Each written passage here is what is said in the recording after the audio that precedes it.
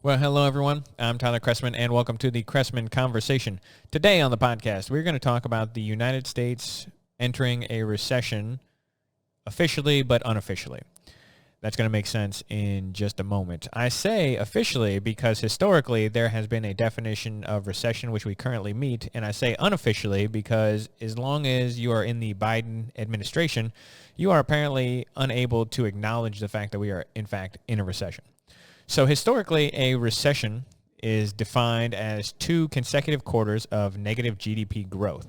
Now, in the first quarter of 2022, the United States GDP decreased 1.4%, and now the numbers are out for the second quarter, and the GDP has contracted again at a rate of 0.9%. For those of you who don't know, a little brief information. GDP stands for Gross Domestic Product, which is basically the measurement of all the goods and services produced in a country within a given period of time. It's often used as a scorecard to determine how healthy an economy is. So we'll use GDP to compare country to country or see how a country is trending over time. It's a good indicator for a quick reference, but sometimes GDP can be a bit misleading, which is why it's not the end-all, be-all for how an economy is faring. So, for example, China always posts a very good GDP. But when you do things like break it down per capita, you'll see that everyone in China is still poor. So GDP is what people often point to, for example, again, with China, is that they have such a strong economy because their GDP is so high and their goods and services are worth a lot of money.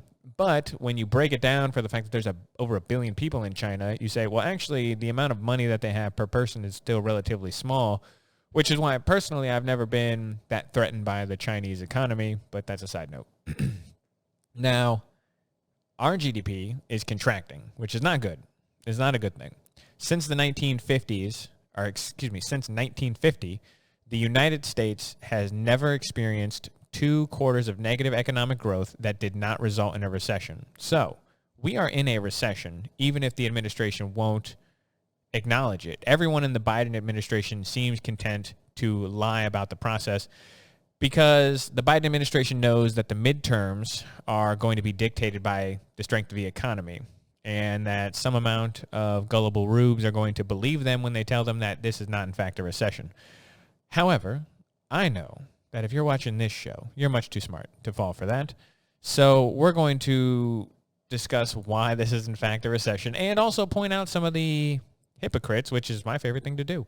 So the Treasury Secretary, this woman named Janet Yellen, who was dead wrong about inflation being transitory and now appears to be dead wrong about the fact that we're in a recession, she said, quote, when you're creating 400,000 jobs a month, that is not a recession. And then she went on to say that this is just more transition into stable growth.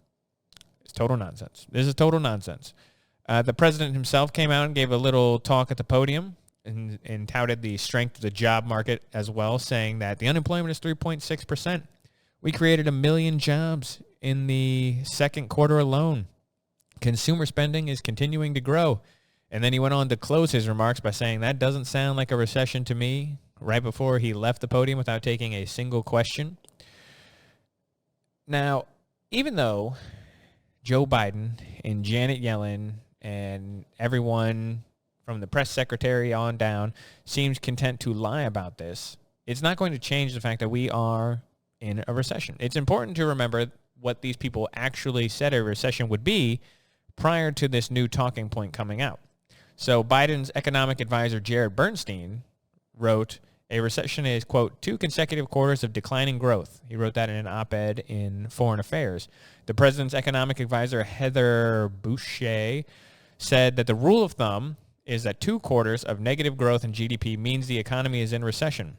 And Biden's current economic advisor, Brian Deese, back when he served as Hillary Clinton's economic advisor, said that, quote, when Senator Clinton has said, or what Senator Clinton has said, is that, of course, economists have a technical definition for recession, which is 2 consecutive quarters of negative growth.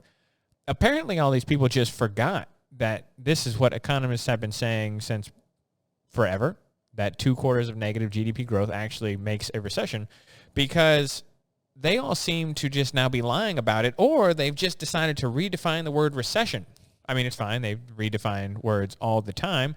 This is what happens. This is when you look at the Ministry of Truth and say that we've always been at war with Oceania. That's a fun reference for book nerds out there. This is them just openly lying to you and then expecting you to believe them. This is actually, if this was a relationship, we would call this gaslighting. They want us to believe we're crazy, that we are not feeling this economic hardship because they keep telling us the economy is strong. Hey, the economy is great, Joe Biden says. We're creating jobs. There's no recession. Quit using your eyes and common sense. Just listen to him. He'll tell you what's what. Across the globe, this isn't working. The Biden administration apparently can't get other foreign leaders to go along with their redefining of the word recession because recently Germany, the UK, as well as the entire European Union acknowledged that they are either in a recession or that the recession is coming. This is a global recession. And some people will say, well, why is this a United States problem? And it's because the United States economy runs the world. That is really what it comes down to. The dollar, the U.S. dollar, is the reserve currency for the world. So when the United States economy is in trouble, it has ripple effects throughout the world. This is what happened in 2008. There's no reason that our housing bubble burst and our economy crashed and it sent the world into recession. That's because the world relies on the United States economy more than anything else. The dollar is important. So we are going into a recession to actually cause the recession now worldwide. There are other factors that come into play when we are talking about whether or not we are, in fact, in a recession. GDP growth is just the rule of thumb. Now, there's a national board that dictates when a recession begins and when a recession ends that uses a list of other factors as well. And those factors are important, and unemployment is a big one. So some things that could play into a recession that could mean that we're not in a recession. There is an excess of inventory. Retailers have had an excess of inventory that this last quarter meant that businesses weren't buying as many goods. So you're saying, okay, well, maybe it's just artificial because there was a backlog and they hadn't had to order anything. There were supply chain issues and retailers weren't ordering because they had all this inventory already. So that could play into it. That is true. So less buying from businesses. The housing market is cooling because since the runaway inflation, the Fed had to raise interest rates multiple times, and it's cooled the housing market because it's now more expensive to buy houses. So that can have an effect on the economy, obviously. And wages have been rising, and overall income as a number is going up. So you're saying, how could you have low unemployment and a backlog of inventory and wages going up and call this a recession? Well, there is a way that can happen, and I'm about to explain it to you because we are in a recession, and those factors are actually not as positive as they seem. The unemployment rate, for example, or actually, let's start with wages. Wages going up. When you are in an inflationary spiral, which we are, we cannot control inflation at this point. It is out of control. When you're in an inflationary spiral and wages continue to rise, you enter this positive feedback loop. Wages rise, prices rise, wages rise, prices rise, and then unemployment begins to rise because you can't keep employees because employees don't work when they can't afford anything with their job. It's just not the way it works. And businesses have to lay off employees to cut costs because you can't just keep labor costs going up. So you wind up with unemployment going up. We just haven't hit that spot in the spiral yet. We are going to hit that spot. Employment numbers are going to rise. This recession is beginning. It's not ending. It's not the middle. It's beginning. The economy is about to get worse.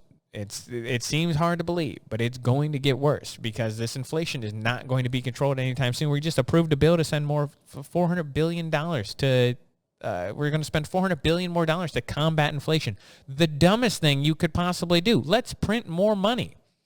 And we're about to do that. The unemployment numbers are going to go up. The fact that they haven't yet is just a lag. It's the lag in the inflationary spiral that we are seeing. We are going to enter a period, we could wind up being Japan in the 90s and enter a period of stagflation where we're going to have high unemployment and high prices. It could happen here. I see it happening. I don't like to toot my own horn, so to speak, but I have been predicting that there is going to be an inflationary problem since the pandemic. This is what I have been saying. Everyone said, oh, every time people complain about inflation, that It never happens. Well, we got complacent, and I was saying, you can't do this. This is basic econ right here, that we can't do what we did, and it's going to lead to inflation, and here we wind up with inflation, and everyone wants to act surprised. It's not good. It's not good. And as far as wages going up and labor costs going up, according to E.J. Antoni, who is a research fellow at the Center for Data Analysis at the Heritage Foundation, the average American worker has actually lost $3,400 in annual income since Joe Biden took office. So even though wages are rising, they are not outpacing inflation. We are still losing money to inflation, even if your hourly salary has gone up. You have, the average person lost $3,400 this year so far, or since Joe Biden took office. We are in a recession, and the message from the Oval Office is telling us not to panic as the room is on fire. This administration has no plan to fix inflation. The federal government sprayed a fire hose of money on the economy and caused runaway inflation that has led to this recession. This was not a problem we were destined to have. This is a problem that was caused by Joe Biden and the administration. We've not really done a podcast on the root cause of inflation, but I can give you a 5-second explanation that will answer your questions. Inflation is when too much money chases too few goods and services. When we shut the economy down, we limited the supply of goods and services and then printed more money than God or country could handle. Then we act surprised when inflation hits. This is how you create inflation. We shut down the economy and printed a bunch of money. More money was printed in the last 2 years than we have ever printed in the history of the United States.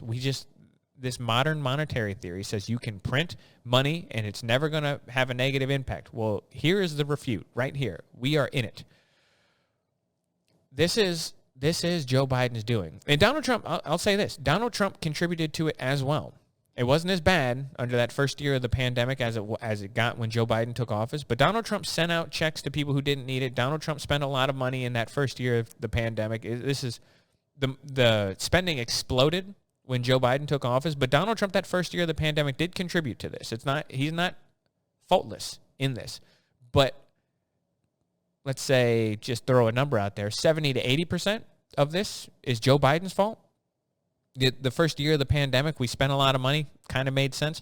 The second year, when we were talking about 2021 and we've talked about 2022, the amount of spending we've done is insane and unnecessary. It is unnecessary, and we caused this. Not me. I shouldn't say we. I didn't cause this. This is not stuff I wanted. Joe Biden caused this, and this administration who thinks that spending this much money is appropriate. It's not.